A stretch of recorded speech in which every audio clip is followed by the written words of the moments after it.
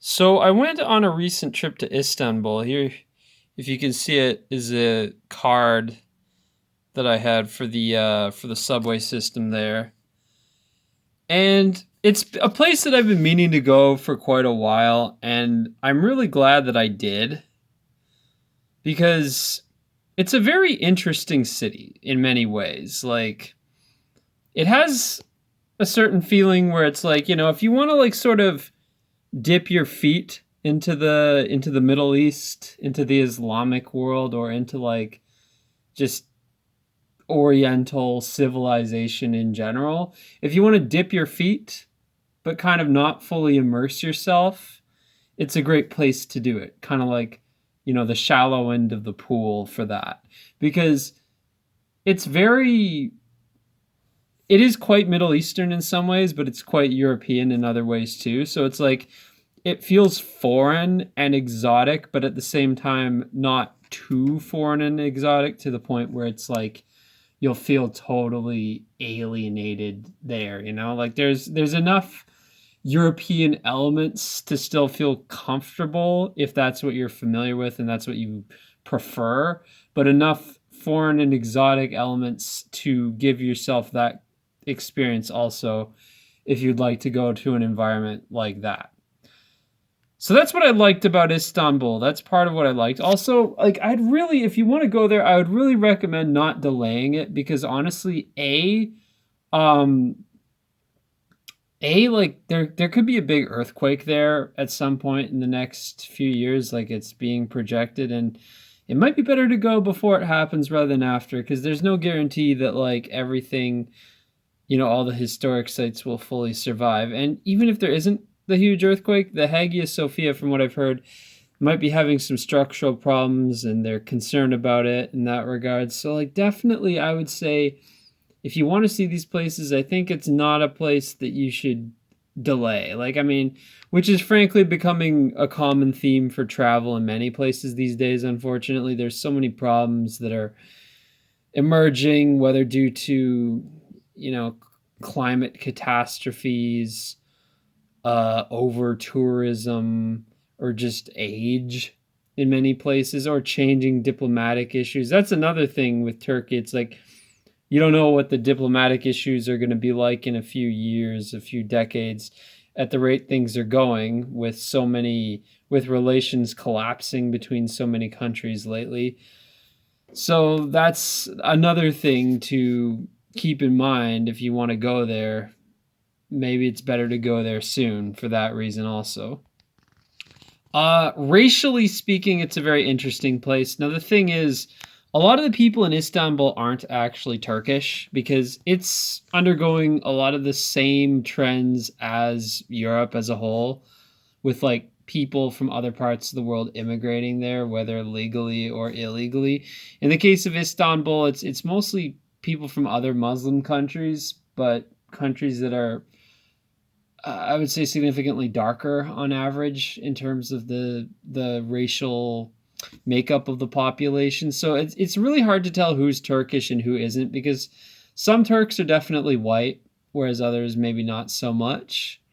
I will say, looking at the paintings of at the Dolmabahce Palace of all the sultans and the royalty, they were overwhelmingly white in appearance. So, regardless of what the Turkish population actually looked like historically as a whole, the royalty, the nobility were definitely overwhelmingly white looking. Like I remember there was like one prince, this boy who looked brown, and he kind of stood out like a sore thumb amidst all the other paintings there. It was kind of funny actually. I wish I could have taken pictures, but they don't let you take pictures at that particular palace. They're very strict about it. A lot of people got yelled at there. No photo, no photo. So yeah, but that's definitely something I noticed there. Like there are like some of the locals are definitely what I would call white in appearance. Like there are white Turks. Some very white actually. Like there's some who were blonde or redhead. To be honest, the bizarre thing is it's more men than women who I noticed who are of these extremely fair phenotypes. But again, that could be partly because so many women dye their hair that it's like impossible to know what their original hair color is. But yeah, I mean, you see a lot of the same trends there as you see in Europe as a whole, as I said. Like, when you do have mixing of people of different phenotypes, it tends to be the man in the relationship who's the darker one on average. Except when you have East Asian women thrown into the mix, but there aren't as many of them in Turkey. I would say like the entire racial spectrum there is very much a white slash brown spectrum. There aren't too many East Asians, and there definitely aren't too many blacks.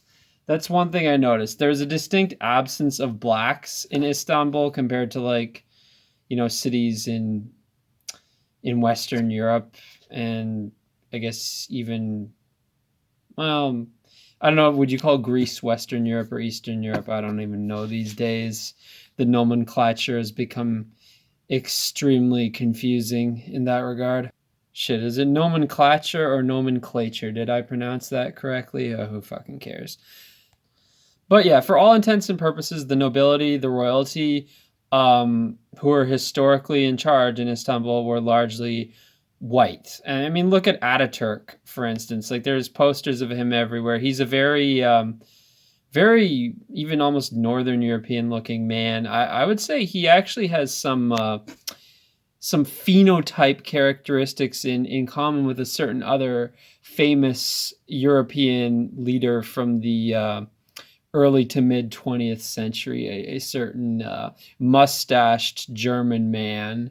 Like, I do think the two of them actually have similar facial features in some ways. So make of that what you will. Sorry, mustached Austrian man. I should be correct about that one.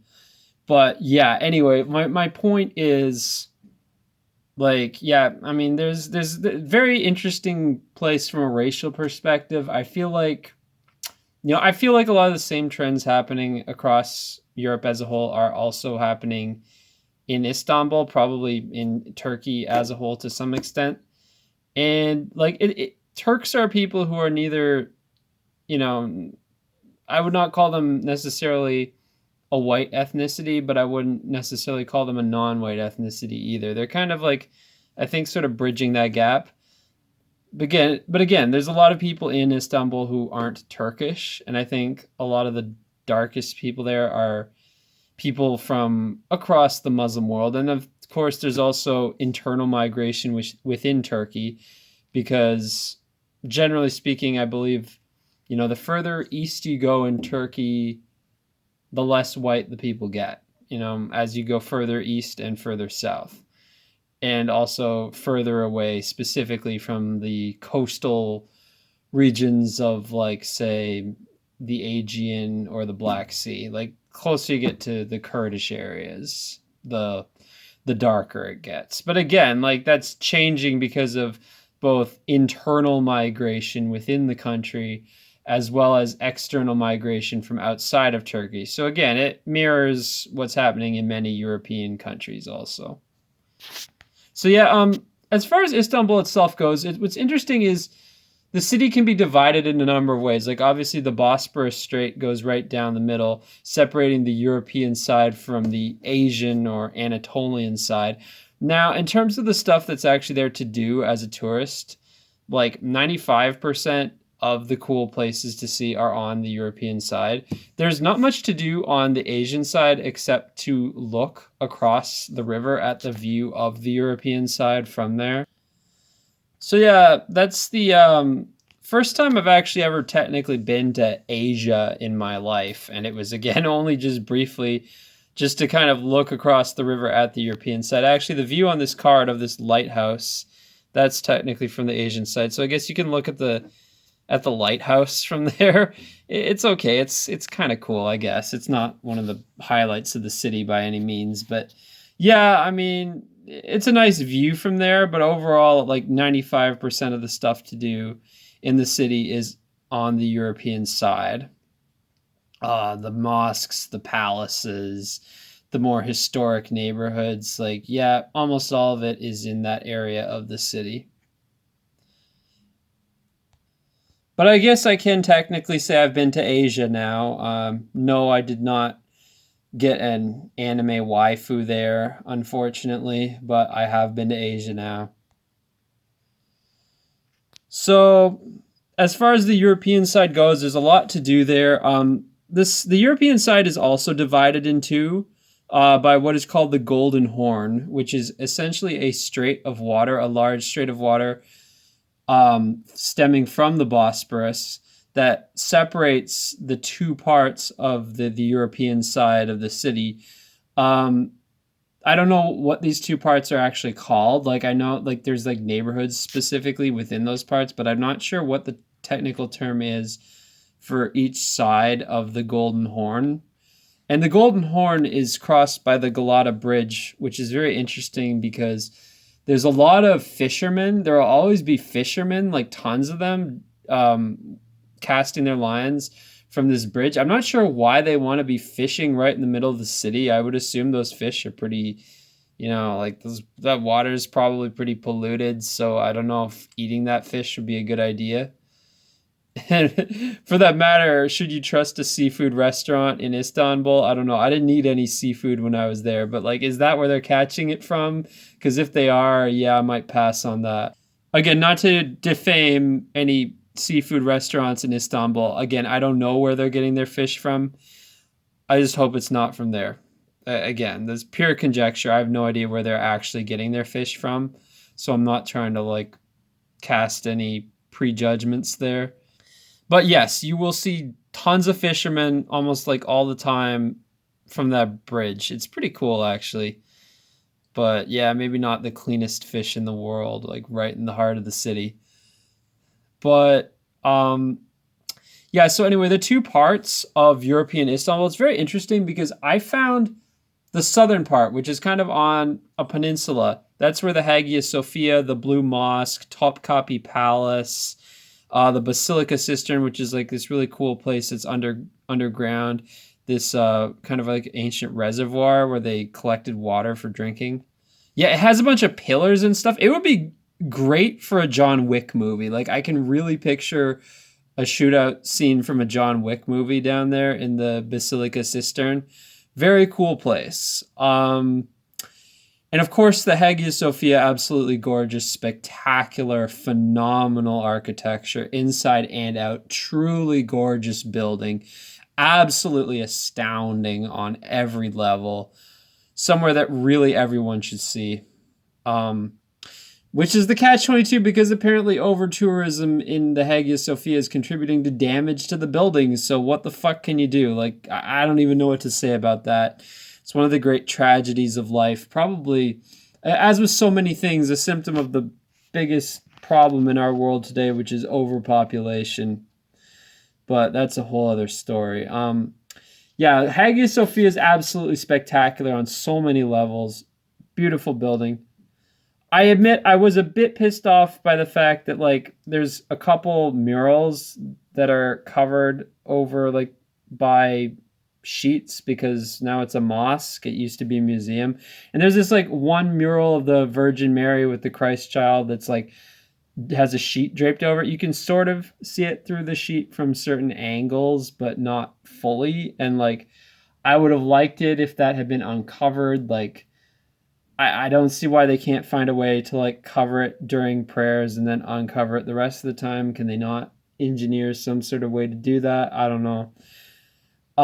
Which is sort of what they promised they would do, and then they sort of went back on that. Yeah. But I don't know. Yeah, that was the one thing that pissed me off a little bit. But as a whole, the church, mosque, whatever you want to think of it as, the building, the Hagia Sophia, absolutely gorgeous building, inside and out. It's really spectacular. It's like 1,500 years old also, and one of the biggest domes in the world. It's really amazing that this structure has survived so long as intact as it is. But again, we shouldn't take it for granted because, as I've said, there's concerns about the integrity of the structure. And I'm sure that big ass earthquake that they're projecting for Istanbul sometime in the next few years won't do the building any good. So I would strongly advise, if this is a place you really want to see, maybe make it a priority soon, sooner rather than later. They're also talking about implementing tourist restrictions. So that's another thing to keep in mind. The Blue Mosque, also very gorgeous, inside and out. Like a lot of intricate artwork on the inside, like patterns and stuff, especially when it gets brighter outside. It really gets illuminated through the windows. And yeah, very gorgeous. Yeah, Topkapi Palace, also an amazing place to see. Very interesting. Like, it's a more Middle Eastern looking palace. It's kind of like the Forbidden City in Beijing. It's like a great big complex of buildings. It's not so much one building as like a complex of many buildings with like gardens and, like lawns and stuff in between, like common area, like outside courtyards and things like that. It's pretty spectacular too. A lot of beautiful architecture there. I'd say much more. I'd say Topkapi Palace in its architectural influences is like probably 80% Middle Eastern, 20% European. Whereas Dolmabahce Palace, the city's other big palace on the other side of the Golden Horn, is more the reverse, like 80% European, 20% Middle Eastern in its architectural influences. And what I'm trying to get into about these two sides, like as I said, there's the two sides of the Golden Horn. The southern side with Hagia Sophia and the Blue Mosque feels a bit more Middle Eastern in its just the general vibe I get there. Whereas the north side of the Golden Horn, it feels a bit more European in the general vibe, a bit more secular, a bit less religious.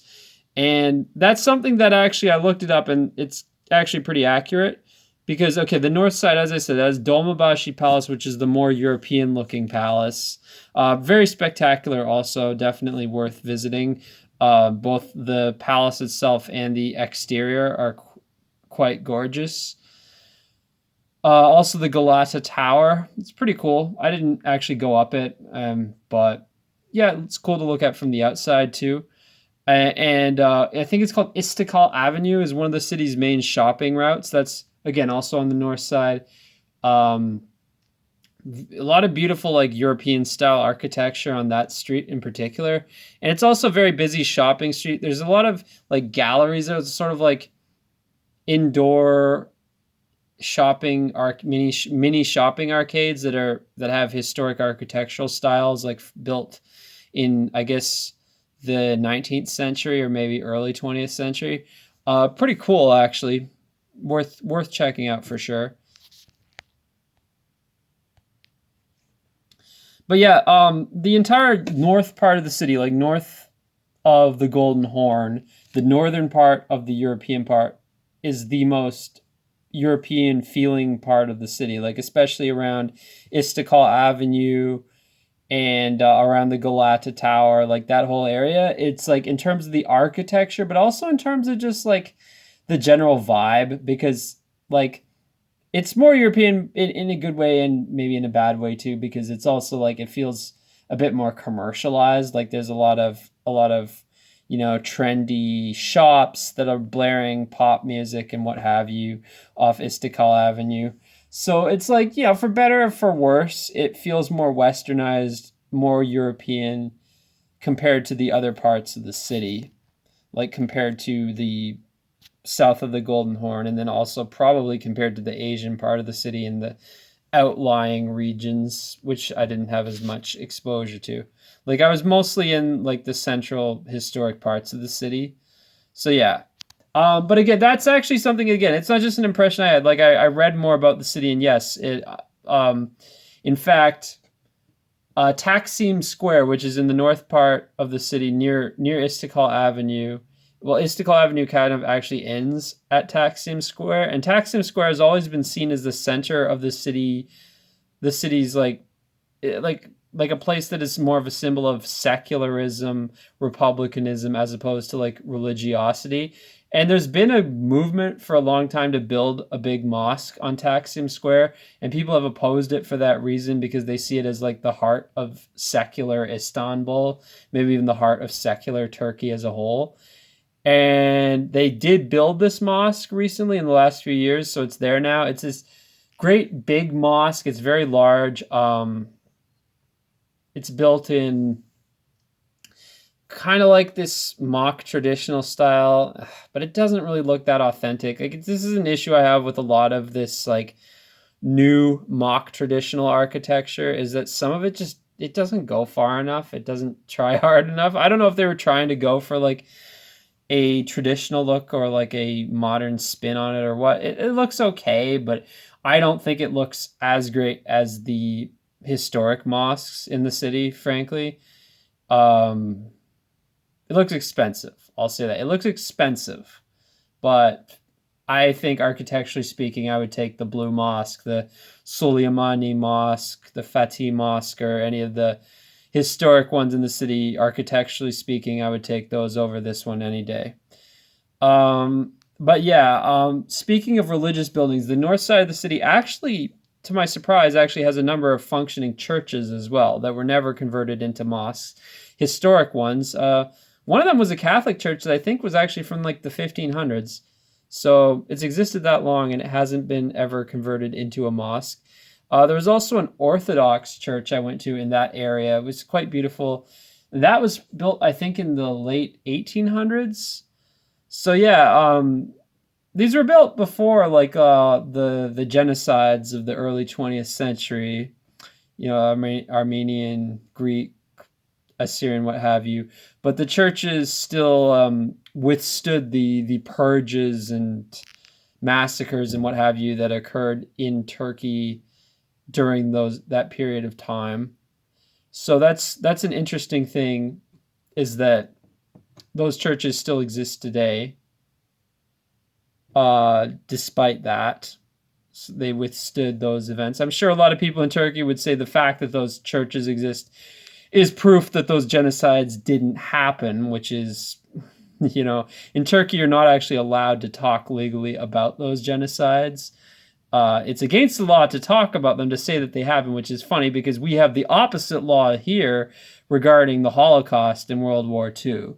Very interesting, the difference between Western countries and Turkey in that regard. Like most Western countries, aside from the United States, have some kind of Holocaust denial law. Like, oh, you can't deny, or you can't even say that like 5.9 million Jews died. In fact, Wikipedia, I think, had that as the statistic, like 5,999,000 whatever. It's like, oh, fuck, Wikipedia is guilty of Holocaust denial now. So yeah, but yeah, I digress. The church is, yeah, quite beautiful, worth checking out if you're there. Um, yeah, but on that note, yeah, one thing about I did notice in Istanbul, unlike Western Europe, there is quite a strong sense of nationalism there. There's billboards, posters, statues of Ataturk all over the place. I saw Ataturk's face more times than I could count there.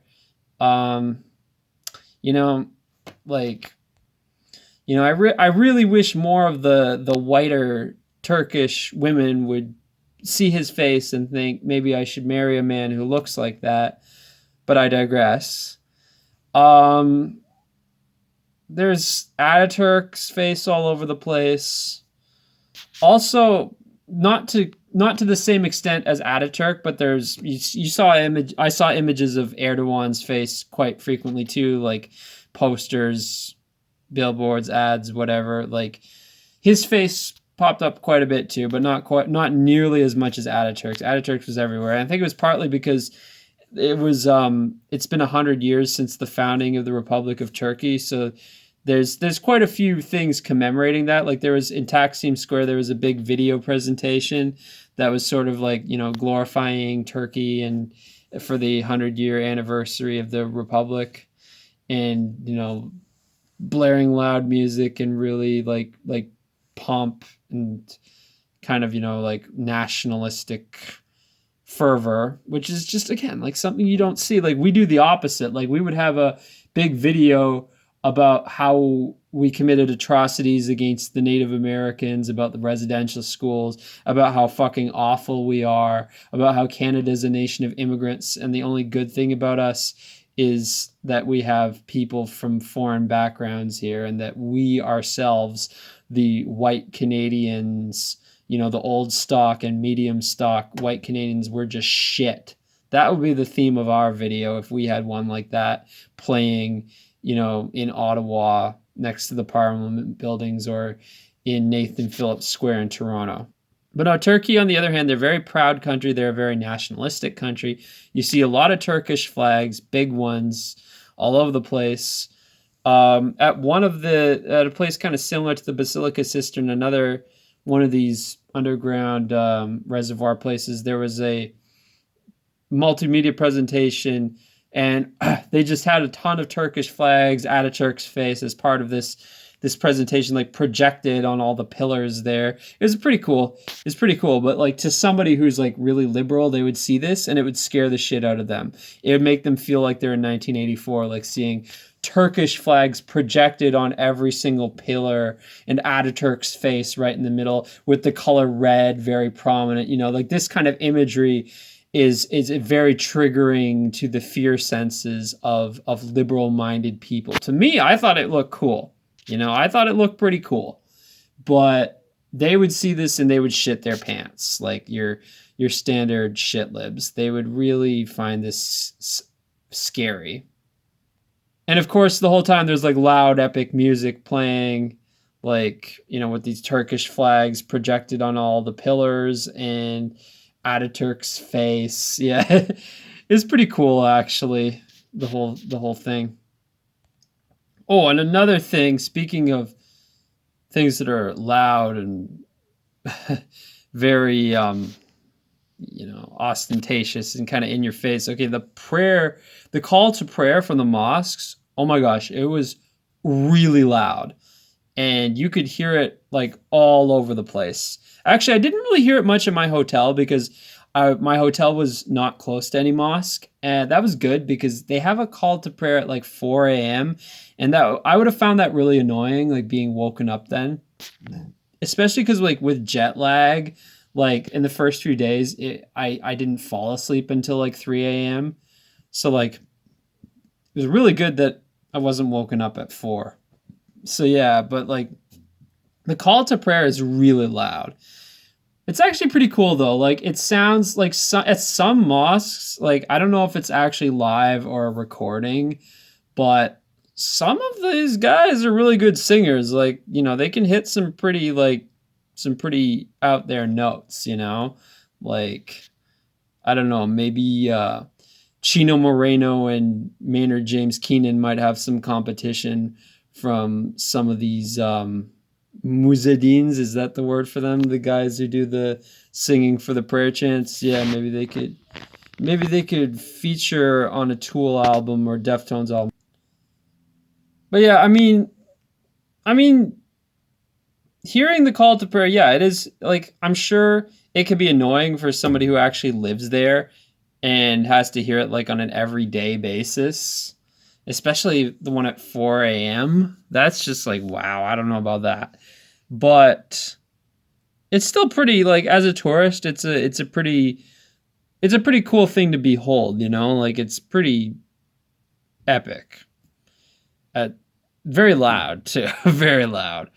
It's not that different from how, like, in some places in Europe you have church bells that will go very loud. Like I remember when I was in Antwerp in Belgium, the cathedral had its bells tolling for a really long time, for really loud. It was pretty epic, but at the same time, I could see how locals might find it annoying. But for me personally, I found it pretty cool. But yeah, going in mosques, it's very different. Well, it's similar but different from being in a church because it's like, I don't know, it has a different vibe for sure. Like the fact that like the floor is carpeted and you're in your socks, it kind of almost feels like going into someone's home in a way. Like, there's something kind of cozy about it, but at the same time, no, I am not converting to Islam. Let's not get any misconceptions about that. I have zero desire or interest in converting to Islam. I am just saying that, from an architectural aesthetic perspective, I think, there are some very interesting and cool things about mosques.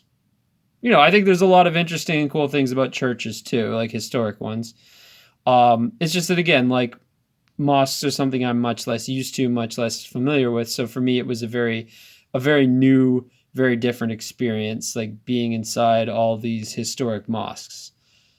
So yeah, and another thing, they have you take your shoes off at the front. If you go there, I would really recommend, bring a backpack and bring a plastic bag inside your backpack to put your shoes in. That's what I did, because I don't trust random people to not steal my shoes. And it does happen. I looked it up, like, online, like on Reddit, and shoe theft in the Muslim world is a thing. I would assume it's especially a thing in the in the black Muslim countries, but especially if somebody's bringing Air Jordans to the mosque. But yeah, I would say in general, like, I think it's a better idea to just bring a bag and put your shoes in there. I do not trust random people to not steal my shoes, like, regardless of what country I'm in. Like, forget it. I'm just not that high trust. So yeah, definitely I would recommend that.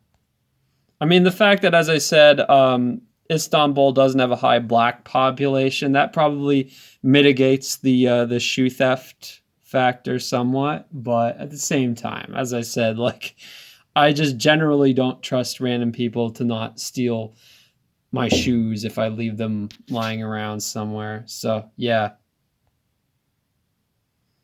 So if you have a chance to go to Istanbul, I'd recommend it. I'd say go sooner rather than later. It's a pretty cool place. Oh, another thing, there's a lot of random shopkeepers and restaurant owners and merchants who will just hassle the fucking shit out of you, try to get you to buy their stuff. You have to be rude. You have to ignore them. You have to go on their way, be unfriendly, say no thank you, goodbye. Don't let them engage you in a conversation. They fucking won't let you leave unless you start telling them to fuck off, basically. They'll always be like, hello, my friend, where are you from? Like, that's always how they start the conversation. Like, where are you from? Hello, my friend. Like, just don't let them engage you. Just don't. Like, just tell them where I'm from is a place where people aren't friendly, Like, I'm from a place where people mind their own fucking business. That's where I'm from. Like, honestly, oh my gosh, seriously, it's annoying, and it's just something you have to keep in mind there.